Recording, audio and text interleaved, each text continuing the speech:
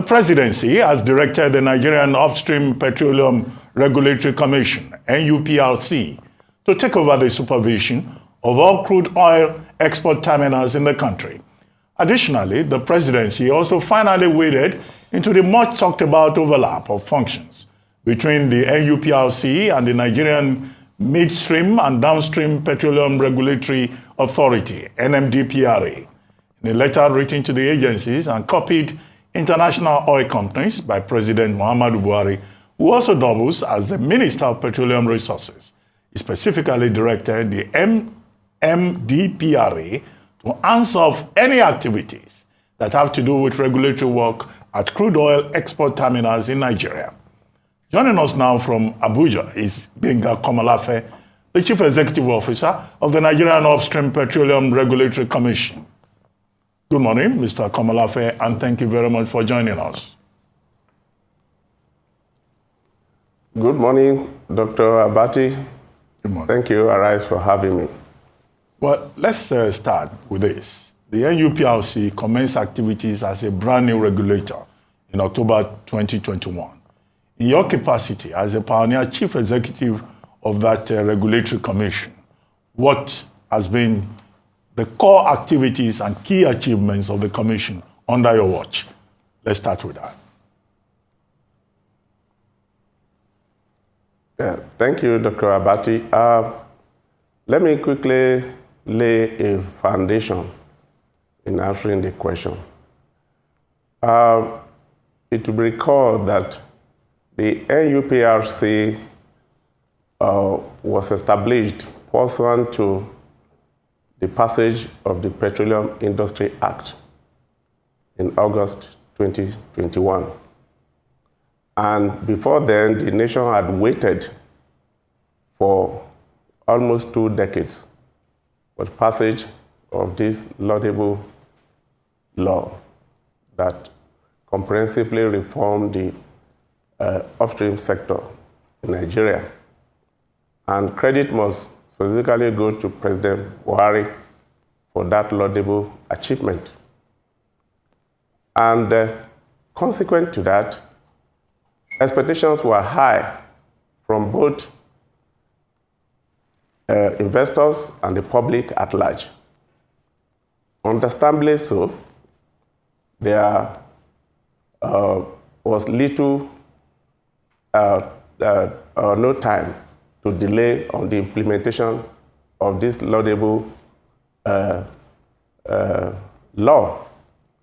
And upon being appointed into the office, myself and my team quickly hit the ground running.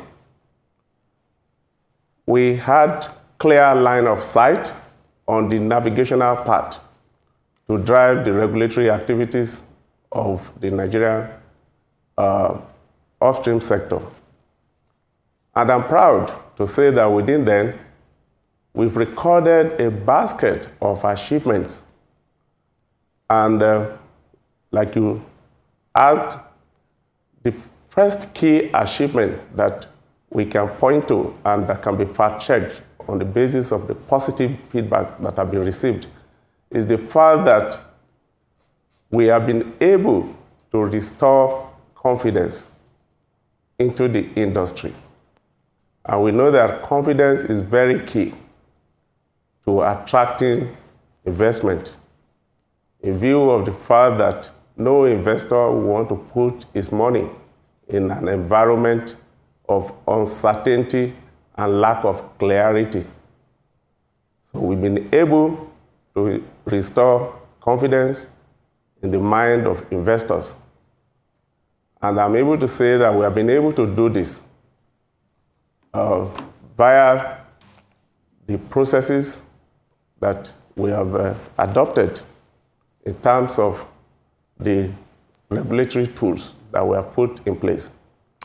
Well, as a matter of fact, as part of our achievements, within a record time of 18 months, we have been able to develop 18 key regulations. And 5 of these regulations, we are happy to say, have been fully gazetted. while the rest 13 are being reviewed by the Ministry of Justice. And we are optimistic that those 18 will be gazetted, within the shortest possible time, so that the implementation of those regulations can commence in earnest. Aside that, we have been able, within the record time of 18 months, to ensure the conversion of 40 OPLs and PMLs to PPLs and PMLs. Aside that, within the host community, which is equally a key part of the Petroleum Industry Act, we have been able to, within 18 months, incorporate 74 host community development trusts. And the beauty of that is that we will be able to ensure that, that is, inculcate sense of ownership into the host communities. By the time the host community development trust begins to implement developmental projects within those host communities, that itself will engender peace in the host communities. And we know that creating conducive environment for operators to thrive itself will help in achieving our core objective, that is to increase the oil and gas production in Nigeria. Aside that, we have been able to, unlike pre-Petroleum Industry Act regime, all right, now there's clarity, issues of discretion have been done with. We now operate with clarity, and our decisions are fully guided by law. Thank you so much, Mr. Komolafe. So by and large, we have been able to do all this within a record time. Besides that, we have equally been able to automate our process and processes in a manner to ensure operational efficiency. All right. Which we equally feel is very key. Okay. To reducing, that is to engender efficiency in the system. All right. Thank you These are some of our achievements within a record time of 18 months. And we recognize that there's still much to be done. Absolutely. And, we are clearly well prepared, to do more for our nation in this respect. Well, that's really good to hear, Mr. Komolafe. Yeah. Thank you. So in the last NEIS International Conference and OTC, some investors complained about risks and barriers to Nigeria upstream oil and gas sector business arising from regulatory overlaps between the Nigerian Mid and Downstream Petroleum Regulatory Authority and NUPRC. What's your take on this? Yeah, thank you very much. Let me say that the Petroleum Industry Act clearly provides for the statutory functions of the two regulators in the industry. That is the Commission, the Nigerian Upstream Petroleum Regulatory Commission, and the Nigerian Down and Mid Petroleum Regulatory Authority, known as the Authority.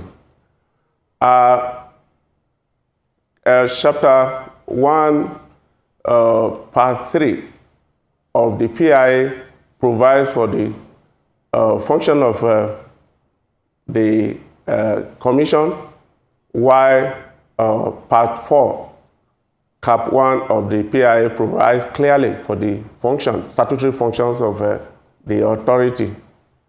And in that respect, Section 7EE of the PIA also mandates the Commission to be fully responsible for the regulatory activities of the terminal and issuance of certificate of quality and quantity, quotas of crude oil and gas liquids within the Nigerian terminals.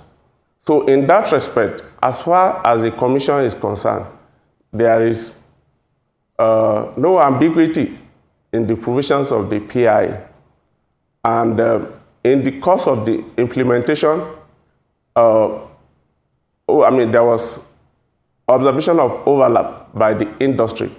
And I want to say that, again, kudos to Mr. President, recognizing that Mr. President quickly responded to the situation and gave express directives to both authority and the Commission, and that directive is being carried out. Thank you very much. Right. The NUPRC, as your leader, has developed key regulations, as you know, regulatory to the industry. Can you shed more light on this, process, you've developed for effectiveness and, regulations across all sectors, and the regulatory objectives of the NUPRC?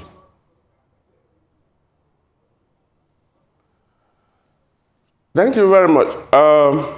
Like I said, on assumption, we develop key regulatory objectives to guide our regulatory activities in a manner that has enabled the Commission to be focused in its activities and has helped in the achievements that I've highlighted that the Commission has recorded within the shortest possible time.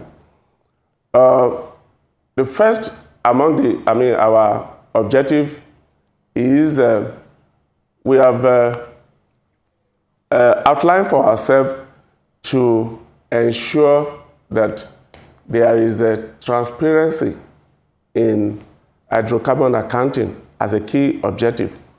And the reason for that is to ensure that we are able to curb leakages. Aside that, we equally have a key objective to enhance the national oil and gas production, which is a key objective drawn from the statutory mandate of the Commission. The other objective that we're equally pursuing is to ensure that we're able to reduce the unit cost of production of oil per barrel. Believing that once we are able to achieve that, then we will be able to optimize revenue for the Federation from the nation's hydrocarbon resources. Aside that objective, we are equally trying to ensure that is peaceful and conducive host community environment, which is equally in line with the provisions of Section 235 of the Petroleum Industry Act. And also, we know we are in the energy transition regime.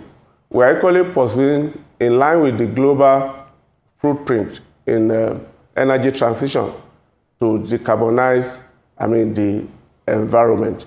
So we equally have that focus to attain net zero carbon emission in line with the commitment of our nation as committed to in COP26 by Mr. President that Nigeria should attain net zero carbon emission by year 2060. So these are the objectives of the Commission, and we are diligently pursuing that.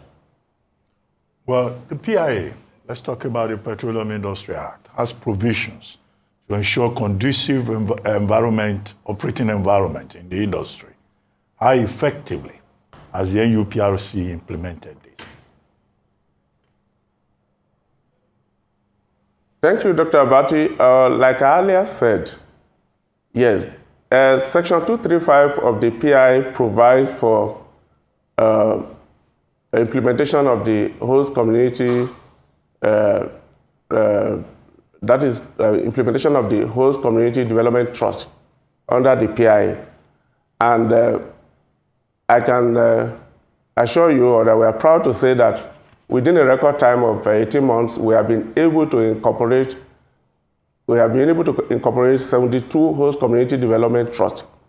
And aside this, we have been able to collaborate with an original equipment manufacturer, that's an OEM, to put in place a digital automated platform that will ensure transparent implementation of this host community in a manner that both the settler, the host community, and the public at large can transparently monitor the implementation of this scheme.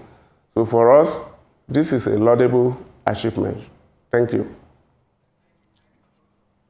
Well, thank you very much, Mr. Komolafe, for joining us on the morning show today.